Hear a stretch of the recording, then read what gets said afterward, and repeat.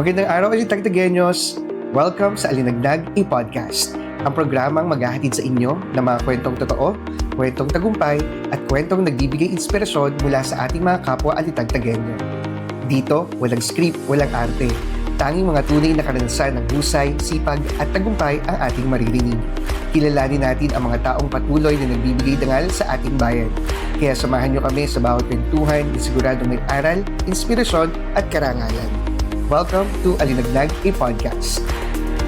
Magandang araw po sa ating lahat at welcome po sa unang episode ng ating podcast. Ngayong araw ay talagang espesyal po dahil makakasama natin ang isang leader na hindi lamang kilala sa husay sa paglilingkod kundi pati na rin sa kanyang pagiging kuwela, approachable at tunay na malapit sa puso ng mga tao. Siya ay isang vice mayor na marunong makisama, mapabata man o matanda, siguradong may connection sa kanya. At magiging makulay po ang ating kwentuhan dahil makakasama natin ang kanyang inspirasyon at katuwang sa buhay, ang kanyang may bahay, si Tita Beth. At mga kaibigan, samahan niyo po kami sa isang masaya, makabuluhan at totoong kwentuhan. Narito po ang aming minamahal na Vice Mayor Maui Abrigo. Hello po, magandang araw po Vice at Tita Beth. Kamusta po kayo? Mabuti naman. Yes, Vice, kamusta ang maghapon? Ang maghapon, palagay ko'y mabuti, napapakabuti. Pag tayo kayo may nagagawang... Yes, Vice at Tita Beth, maraming salamat po una sa pagpapaunlak na kayo po ay aming mga kapanayam. Bago po tayo dumiretso sa kwentuhan at sa malalim na kwentuhan tungkol po sa inyong buhay, pwede niyo po ba kaming kwentuhan about kung paano po nagsimula ang inyong pagmamahalan? Nako. Kasi Napugian at sa akin. sadya kami magkakilala na kasi magka-batch kami ng high school. Pero hindi ko yan pinapansin pa noon. At ako hindi yan napapansin. Tapos nag-college, nagkikita kami sa pagpasok, nagsimula na araw-araw ay napasok, nakakasabay ko yan. Lagi ako nililibre. Opo. Ganyan si Vice. Yun, doon nagsimula.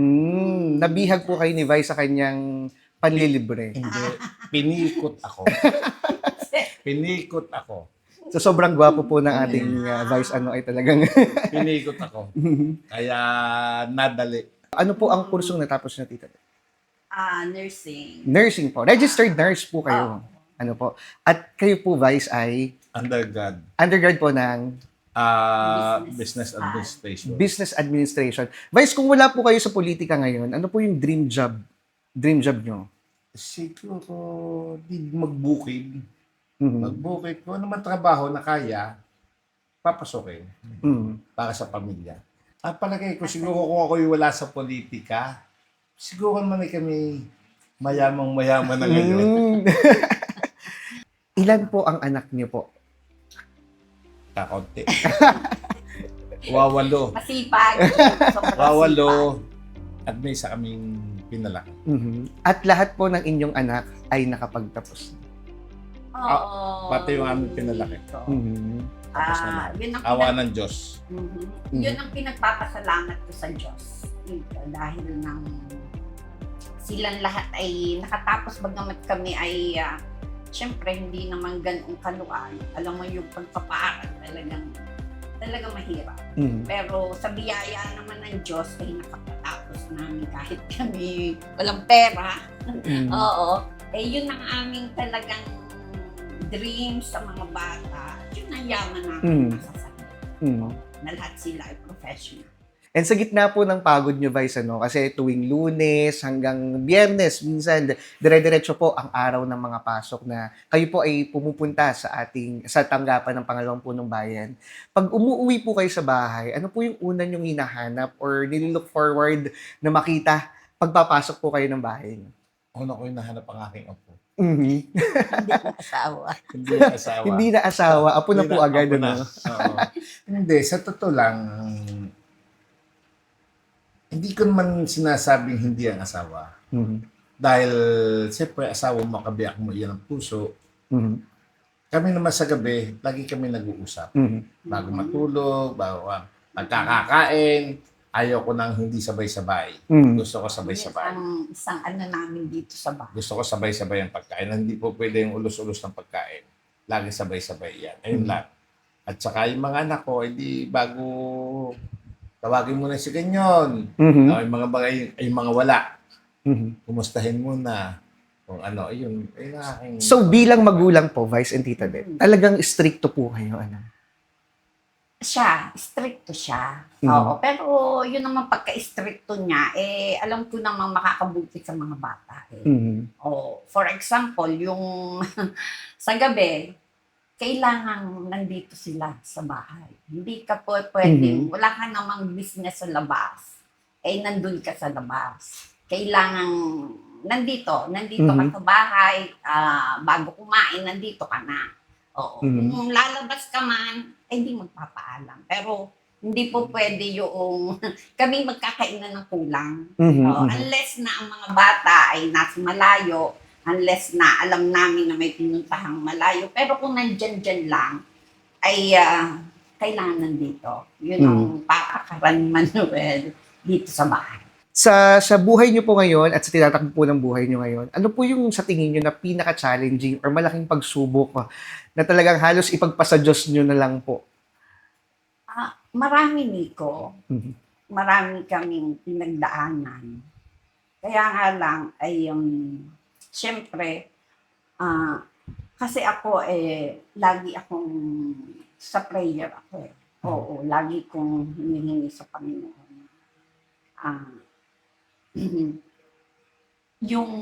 Yung kanyang guidance, para yung bang maging smooth.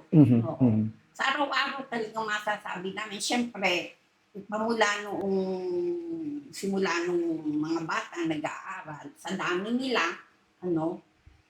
tuition fee, allowance, talagang wala naman, ako naman ay talagang naka-stay lang dito sa bahay. Siya talaga yung provider. Ako lang taga-budget kung may mababudget. Araw-araw nga, syempre, yung baon nila, yung allowance nila, may mga ano pa dyan, may mga projects pa na kailangan i-provide namin. Pero siguro, sa biyaya nga ng Panginoon, nalampasan namin lahat yun. Yun ang pinakamahirap na sa amin pinagdaanan ni Manuel. Pero talaga masipag lang. Talaga masipag si Manuel at saka hindi niya sinabayan ng bisyo. Yun. Ako naman, di simple lang. Walang luho, pinakita talaga namin sa mga bata na huwag kayong makikipagsabayan sa iba kasi hindi natin kaya. So yun naman ay nila, na ganon. Alam mo ba na pag yung isa ay nakatapos, siya nagpo-provide ng allowance. Susunod. Pag siya nagka-work, laging ganon. Yun ang pinakatulong. Yung ganon na sila tulong-tulong sila. Kung sino yung naunang nag-work, kung sino yung naunang natapos, nagbibigay ng allowance sa susunod. Yung ganon ang naging namin, naging set up po. Set up. Pero hindi ko naman yun talagang ini-imply sa kanila na gano'n ang gawin nila. Siguro talaga lang nakita nila na kanilang tatay kailangan tulungan. Kaya pusang loob yun. Yun ang naging set up dito sa bahay. At hindi ka pwedeng mag-shift ng course. Kasi bago ka pumasok ng college, kinakausap sila niya. Sabi niya, yung ba talaga ang kursong kukunin mo? Kasi kung hindi ka tsak na yan ang kurso, kasi nga, magkakasunod. Yes, hindi po pwede na ikaw ay mag-shift kasi sayang yung panahon, sayang yung pera. Kaya kailangan pag kinuha mo yung course na yan, tatapusin mo. So, yun naman ang nangyari talaga. Within 4 years, tapos sila. Kung yung isa ko lang, yung bunso ko lang, nagdalwa ng nagdalwa ng course. Pero tapos naman ang lahat. Hanggang ngayon, tinutulungan sila. Tulong din yung magkakapatid. Oo. Bawal mag-ship, so Bawal. itutumba ka talaga. Bawal mag-boyfriend. Bawal din. Hanggang ngayon nga, hindi na nag-boyfriend. Ka-strict Bawal. po kayo. Dahil Nice. kung ikay mag-boyfriend, tigil.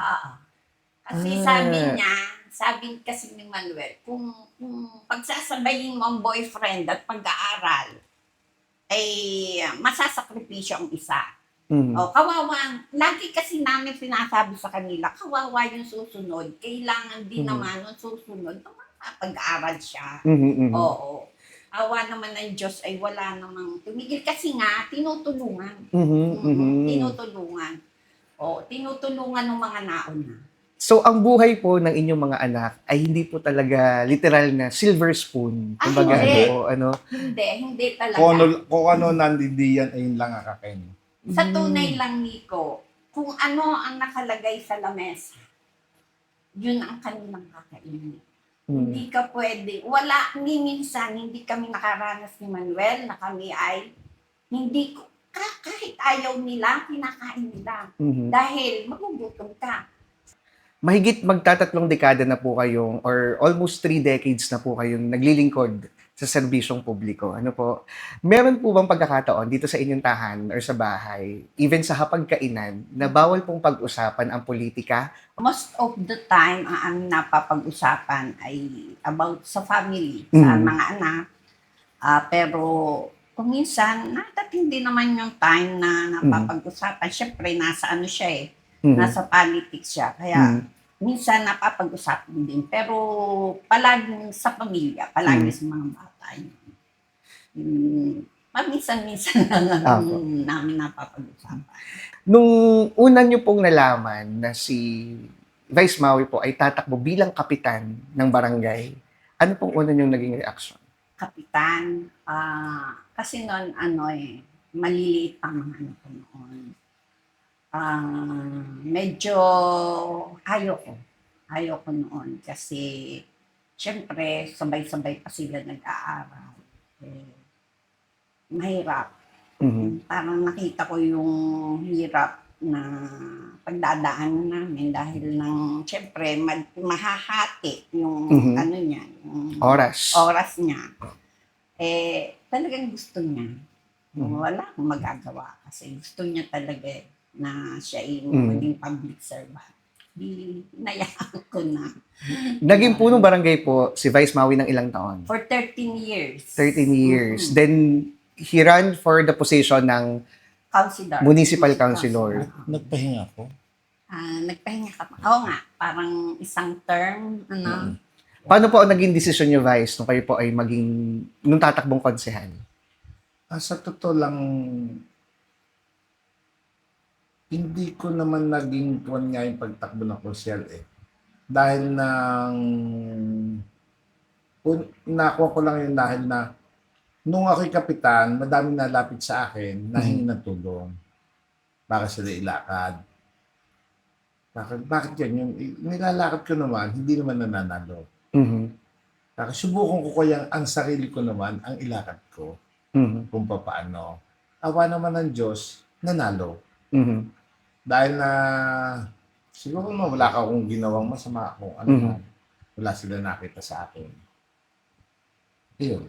And just Tita Beth, bilang kayo po ay may bahay, ng isang kilala sa bayan ng Alitagtag, na naging kapitan, naging konsehal, at naging vice mayor po, kayo po bilang asawa, ano po yung pinaka-challenging pero rewarding ng pagkakaroon ng isang asawa na public official?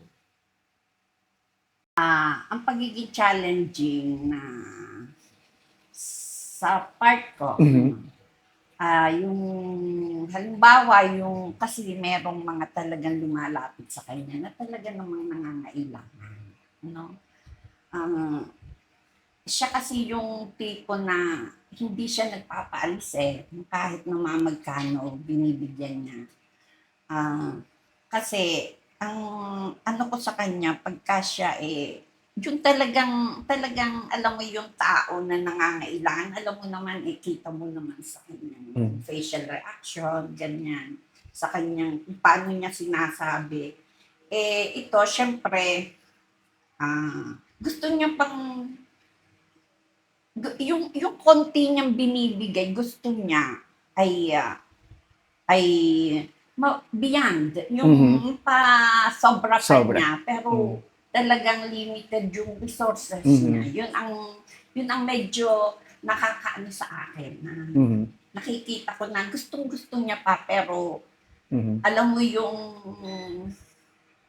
kaya lagi niya sabi niya pasensya na kayo kasi ito lang ang aking nakayanan. Pero alam ko na gustong-gusto niya pang magbigay pa, magsigit pa roon. Pero yun nga, yung kanyang hawak, yung kanyang limited kasi. Yes. Kaya yun ang doon naman sa part ng ng rewarding sinasabi mo is alam mo yung mga taong minsan kasi hindi naman kasi ako talagang malabas. So, minsan hindi nila ako kilala na asawa ko ni Vice. Minsan nakikita nila, uy, asawa pala kayo ni Vice. Oo, sabi kong ganyan. Sabi naman, kasi kami po ay talagang natulungan ni Vice. Oo. Hindi ko alam. Kasi ito naman, hindi naman siya makwento about sa tulong. Hindi yan nagkukwento. Hindi yan nagsasabi. Basta pag natulungan niya, wala na yun. Okay na yun. Ganun ho ba? Sabi kong ganun. Sabi naman opo, talagang si Vice po ay ganyan-ganyan. Marami. Napakaraming instances na ganun na mga taong nakikilala ko na gano'n ang laging feedback sa kanya. So, yun ay nakakataba ng puso dahil hindi ko din naman alam. Hindi ko rin alam. Tapos, uulitin ko sa kanya, hindi na rin niya matandaan. So, nakakatuwa din naman na na-appreciate niya yung kanyang ginagawa niya sa kanila. Yun ang rewarding sa akin na masaya ako na yung taong yun ay nakakapagsabing gano'n na siguro konti lang or ano man, malaki sa kanila. Nakakatuwa din. Yes po, talagang ramdam ng tao yung tulong na nanggagaling po. Kaya hanggang sa inyo po ay nakakaabot din po ang pasasalamat. And Vice, alam ko po na alam din po ninyo na hindi naman po lahat ng tao ay matutuwa or natutuwa sa mga nangyayari po sa ating paligid. Merong hindi. Paano nyo po hinahandle yung mga negative criticism? Sa akin, binabaliwala ko lang yun. Dahil pagka pinag-iisip mo, mangyayari. Wala mangyayari, basta gumawa ka ng dapat. Yun lang. Pagka pinagpapasin mo yun, wala mangyayari sa buhay mo. Wala mangyayari sa buhay mo. Pagka pinagpapasin mo yan. And kayo po, Tita Beth, bilang may bahay po, paano nyo po na-handle kung may mga naririnig po kayo tungkol sa kanya? Oo, kasi kilala ko naman siya. Oo, kilala ko siya. Kung meron man akong narinig na ganon, at kilala ko siya, hindi siya ganon. Mas kilala ko siya kaysa sa iba. So, hindi ko yung pinapansin. Basta na hindi naman siya ganon. Yun. Oo. Yun. And kayo po, Vice, sa tinatakbo po ng karera ng inyong buhay ngayon, sa politika po at maging sa inyong tahanan, paano nyo po napapagsabay nung kayo po ay nagkakaroon ng problema sa bahay, ang pagtulong sa ating mga kababayan? Ang pagtulong naman hindi dapat isabay sa problema.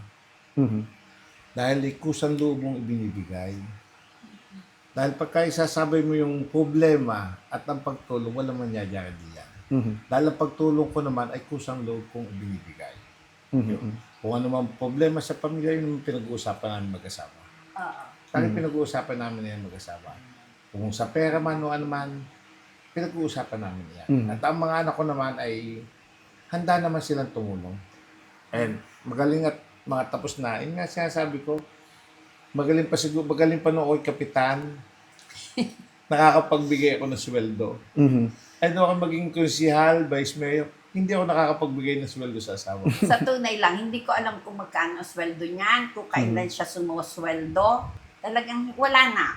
Pamula noong konsihal, ang nagsimula yon. Hindi ko na pinakikalaman kasi alam ko naman nasa public service yan. Opo. Oo. Hindi, yung kanyang sinusweldo, bahala na siya. Mhm. Oh. Yes, Vice. Pagka ako sa umaga, at ako paikot-ikot ng bahay, may mababaong ka. Abunado pa nga. Kaya Ah, tanong pa ako. and kung meron kayo, Vice, na naaalala, na tumatak po sa utak nyo, na naging payo po ni Tita Beth patungkol po sa buhay politika, ano po yung natatandaan nyo na hanggang ngayon ay bit nyo sa tanggapan ng pangalawang punong bayan? Ang sinasabi niya sa akin, huwag iinit ang ulo. Ayun lagi. Ay, huwag iinit ang ulo ha. Ayun lagi yung sinasabi niya sa akin. Yun. Na-feel ko naman, Vice, bit mo yun. Kasi nga, meron po tayo sa buhay natin na minsan may mga gising tayo na hindi tayo okay, pero nagagawa pa rin natin ngumiti sa harap ng ibang tao. And kayo po, everyday na pumapasok kayo sa opisina ng tanggapan, sa opisina po ng Pangalawang Punong Bayan, yung approach nyo po sa tao ay hindi nagbabago. As inconsistent siya simula umaga hanggang hapon. Saan po nagagaling yung ganong enerhiya na hindi po kayo napapagod ngumiti, hindi po kayo napapagod magbiro sa mga tao? Ay, ganyan ako eh. Kahit sa aming mga tao sa bukid, ako ganyan na. Ganyan na. Kung ano yung image ko, naikuha ko na yun. Kaya nga lang, kung minsan na ibang tao, hindi ako nasasakyan. Kung minsan, nadinig ko yung nagagalit sa'yo. Pagbibiro mo. Ganito na ako eh. Ganito na ako magbiro. Ako, kung babaguhin ko yan, baka ako maging suplado. Ako, ganito na ako. At sa totoo lang, pag kami nadating sa opisina, ang gusto ko lahat ay sila'y mapasaya. Ayoko sila'y aalis na naiyak. At mayroon nga nadating na naiyak. Awa naman Diyos, napapatawa ko. Kahit tuwan, napapatawa ko naman. Ay, ang laking tuwa nung ikinakapagpasaya sa isang tao. Ayun. Pero Vice, bilang mag-asawa po, syempre hindi po maiiwasan ang mga away mag-asawa, ang hindi pagkakasunduan sa loob ng tahanan. Paano niyo po na-handle ang mga ganung bagay? Madali yun. Pagka nagbubunga nga sa uli, asan mo? Bago, saka mo babalkan, pagka hulas na. Yun lang naman pakawalang away. Yun lang. At saka, Kasi siya, pag alam ko, pag galit na, tahimik naman ako. Oo. May mga problema din naman na talagang minsan hindi namin mapagkasunduan. Pero lagi ang final say, siya. Lagi, ito naman, mahilig din namang hingin ng opinion ko. Yun ang gusto ko sa kanya. Pero, kumbaga, opinion lang. Pero kung siya pa rin yung final say. Kung anong gusto niya, pero ang akin naman, opinion lang. Ayun, kung makita naman niya na okay, ang opinion ko, go. Pero yung pagdating sa yung samaan ng loob, kasi pag alam kong galit na yan, natahimik na ako. Yung ganon. At, pero pag alam niya rin na ako'y galit din, magaling niyang manuyo sa akin. At ang galing niyang mag-sorry. So, paano ka pa magagalit? sorry na. Hindi, sa tunay lang. Yun ang gusto ko kay Manuel. Yung, syempre, pagka magaling siyang humingi ng pasensya. Kahit sa kanyang mga anak. Pag siya'y nakalampas na salita, dahil kung minsan galit, makakalampas na salita, o sa akin man, mamaya ng konti, lalapit yan. Beth, sorry ha, pasensya ka na. Okay na, tapos na. Yun lang word na sorry, yun lang word na pasensya. Tapos na. Wala nang kagulo, wala nang, ganun lang dito sa bahay. Tapos na ang issue. Parte po ng ating podcast, ang ilan sa ating mga katanungan. Na laro pong ito ang who's more likely to. Ituturo niyo lang po kung sino ang sinasabi dun sa akin pong itatanong. Ready na po kayo? Okay, sino po ang unang na-in love? Siya! Ay! Ito! Siyempre magtuturoan kayo for sure, po. Sino po ang madalas makalimot ng anniversary o birthday? Nakakalimutan niyo po. Nakakalimutan. Madami akong ginagawa dito sa bahay. And sino po ang magaling magluto? Siya. Magaling siya magluto. Ano pong luto ito? Bulanglang? Kaldereta. Okay po. Adobo. Marami itong alam na luto. Ano ba yan ha? maligalig pa sa mga slice. Mhm, Oo. Hindi ka pwedeng makialam. Okay. Very Aussie po, pagdating sa niluluto. Oo. Sino po ang madalas humingi ng tawad kapag may tampuhan? Siya. Magaling nga siya mag-sorry. Gaya po na inyong nabanggit kanina. Sino po ang mas kuripot pagdating sa budget sa bahay? Siya ako. Saan ang binibigay sa akin? Ayun, yung pala ang dahilan, po? Sino ang mas maagang nagigising? Siya. Sino po ang mas malakas humilik? Siya din. Ayun. Ito po, isa pa po sa ating programa. Ang Fast Talk po, kailangan po sabay po kayong sasagot dito sa ating mga katanungan at kailangan po mabilis ang inyong pagsagot. Okay po? Sinigang o kaldereta? Kaldereta. Kapeng barako o milk tea? Kapeng barako. Lutong bahay o kain sa labas? Lutong bahay. Lutong bahay. Pamilya o politika? Saban. Pare. Lights on or lights off? Lights on, Lights on. Lights on! Ang gusto po ng ating Vice. Tita, lights on, lights Oo, off po. lights on. Lights on. Ito po, Vice, bago po natin tapusin ang ating programa, kung meron po kayong isang bagay na gustong matandaan ng mga tao tungkol sa inyo, ano po ito? Siguro man ako'y laging matatandaan dahil ako'y kwela at saka yung mga bagay na nagawa ko na wala naman ako matatandaan ginawa ko masama.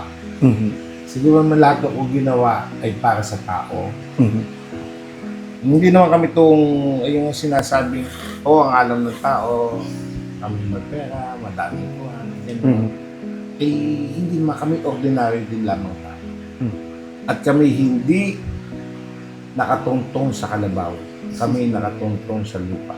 Kami. At dahil kami magbubukid.